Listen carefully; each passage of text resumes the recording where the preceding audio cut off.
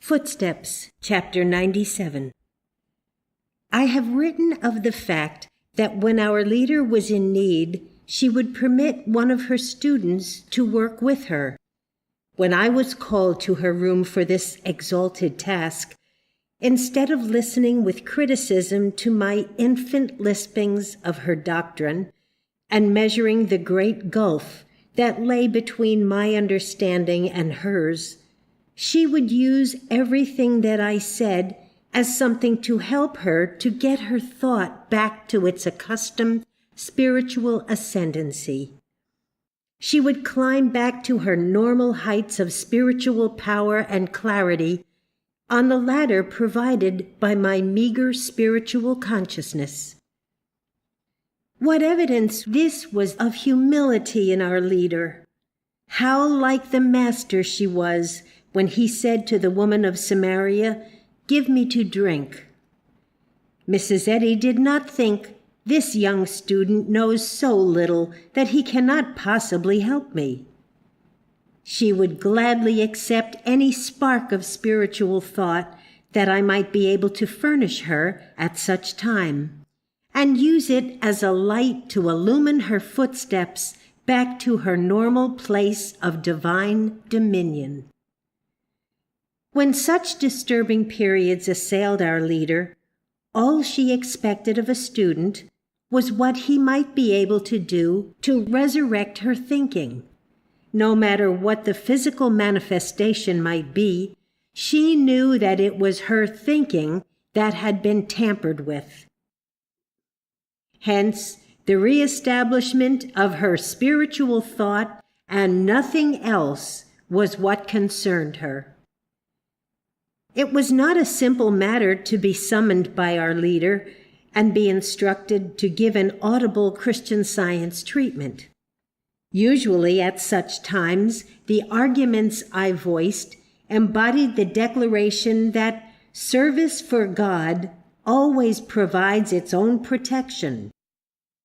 I would declare that she was the way-shower for this age, that nothing could prevent her from fulfilling her divine destiny, and that she knew it. I asserted vehemently that puny interference could never stop her from reflecting the infinite power that was putting divine destiny into action and expression, nor prevent God from establishing His truth on earth through her. I reiterated that she was the servant of God, establishing His cause in the world, and that He would protect her. I told her that if we were faithful, we were accumulating oil in our lamps that would sustain us through the dark hours. Noah was faithful in building his ark, and it preserved him when the terror of animal magnetism swept over the earth.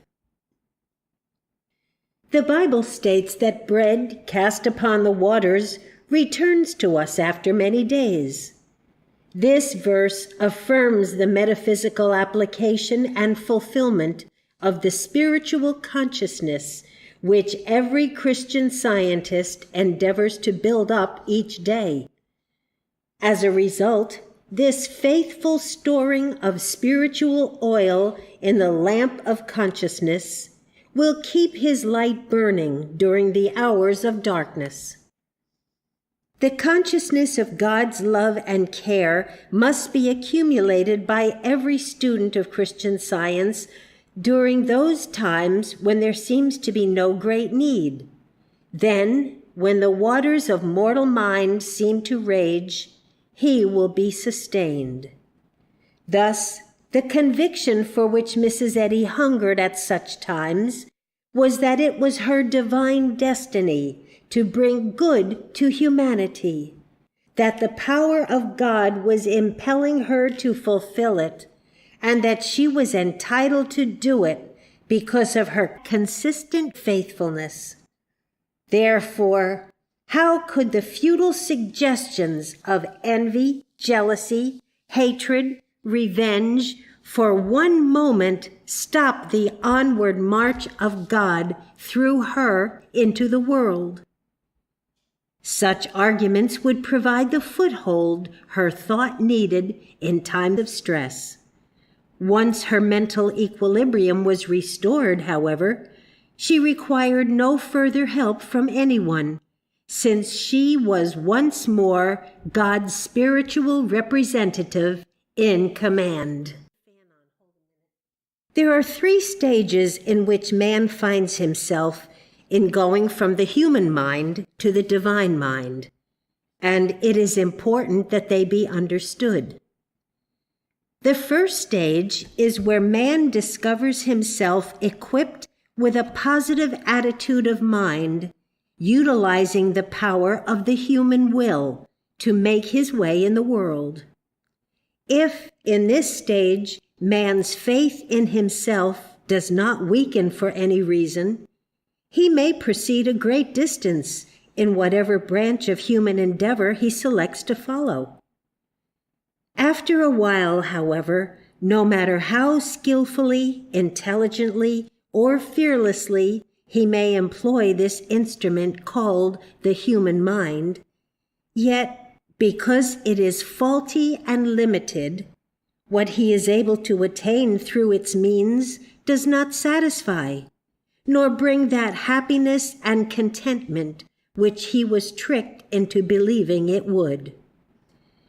The next stage of experience might be called a negative one, for in it, man has abandoned any desire for or belief in attainment through the human mind.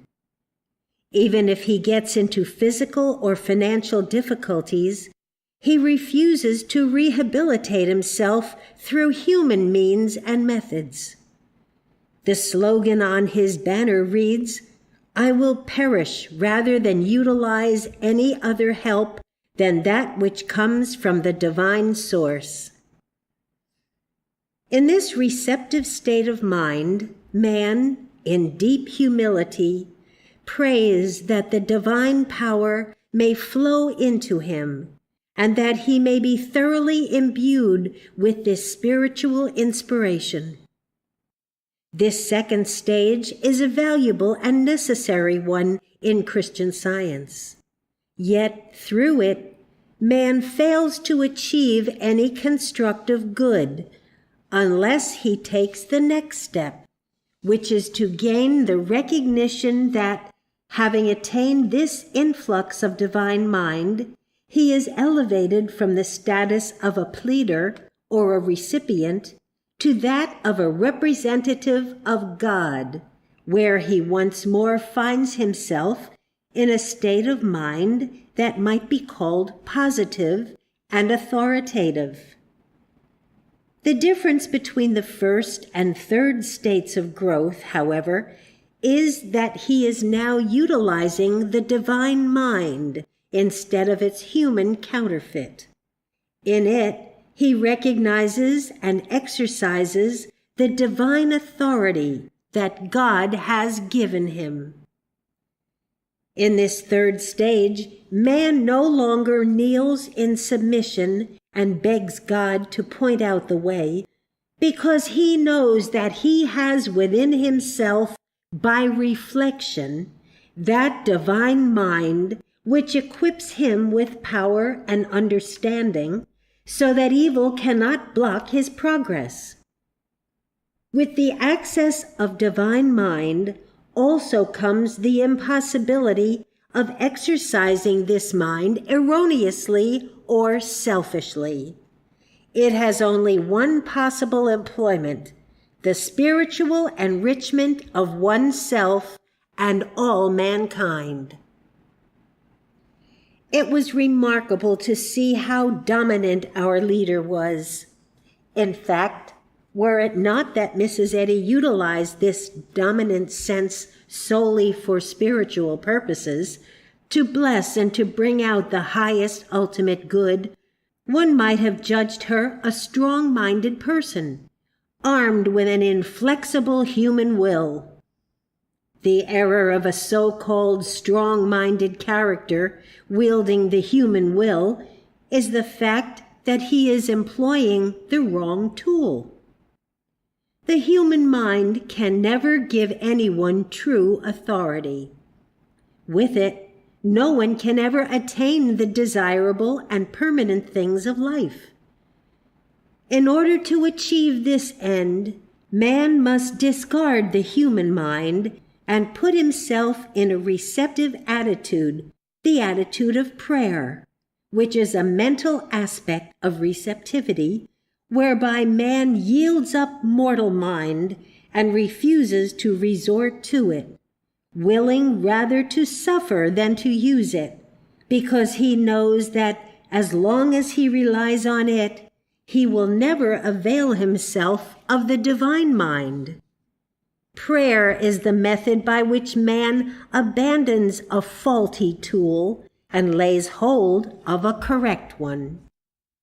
Having fulfilled these requirements, man regains that authority and sovereignty, the consciousness of power that formerly attended his selfish reflection of the human mind, but on a new basis, with a new motive, where it is all used for the glory of God.